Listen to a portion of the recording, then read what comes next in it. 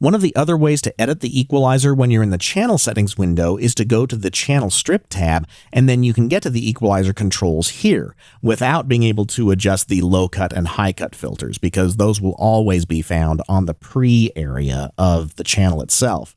And that allows you to edit the EQ while you're adjusting the other controls here in the channel strip. But the real power of the equalizer, especially when you're mixing, happens from within the mix console. I'm going to close this window and I'm going to go to the full mix console, and let me show you the different ways you can adjust EQ here.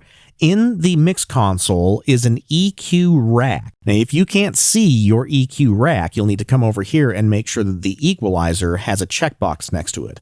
When you open the EQ rack, you're going to find all of those horizontal sliders that you found in the channel EQ. The advantage here is that you can get to all of the equalizers all at once. So when you're mixing a whole bunch of different channels and you want to hear the differences between the EQ of one set of channels versus another and get to them, you won't have to open each individual channel settings window. Instead, you can edit the EQs right here. And not only can you adjust the EQ controls on the sliders, but at the top of the EQ window, you're going to find the EQ curve. When you click on that, you're going to be able to add different equalizers here and change the exact same controls that you can from within the channel settings window, including the Q factor by using your mouse wheel. And that window is really, really powerful. It's one of my favorite ways to EQ. But another way to look at the equalizer is in the channel strip rack. I'm going to close the EQ rack and make sure that my channel strip is open. And if you can't see your strip rack, come over to the racks control here and make sure that the channel strip has a checkbox next to it. Because the really nice thing here is when you open the EQ rack from within the strip, now you have the exact same equalizer, but it's represented in knobs. But you have to be a little careful when you're moving around inside of the mix console looking at the knobs, because if you're trying to scroll up or down, you have to make sure that before you scroll with your mouse wheel that you're not hovering over a control. If you do, you'll start to turn the control, and that can really throw you for a loop. So whether you're looking at the EQ in the EQ rack or the strip rack, each way has different advantages and disadvantages. This way, it's very much like working on an analog style or even a digital style mixer where all of the knobs and controls are at your disposal at all times. But I'm going to show you my absolute favorite way to EQ when I'm mixing.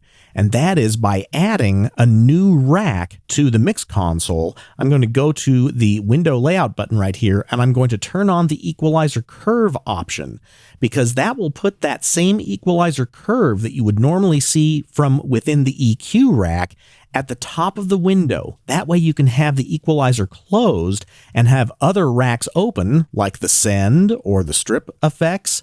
For example, if I close the EQ and I wanted to be looking at all of my compressors and be able to EQ at the same time, now I can come to the curve window of any audio channel.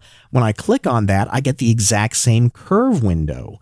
So I'm going to go to the drums again because I have those soloed. Here's the EQ that I crafted in the last video. If I click on that and press play, I'll be able to adjust the EQ while I'm listening to it in context with all of those other tracks.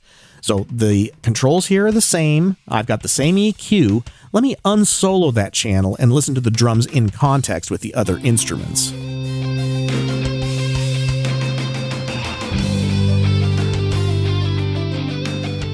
Now the drums sound a little too bright to me, so I can turn that EQ down a little bit.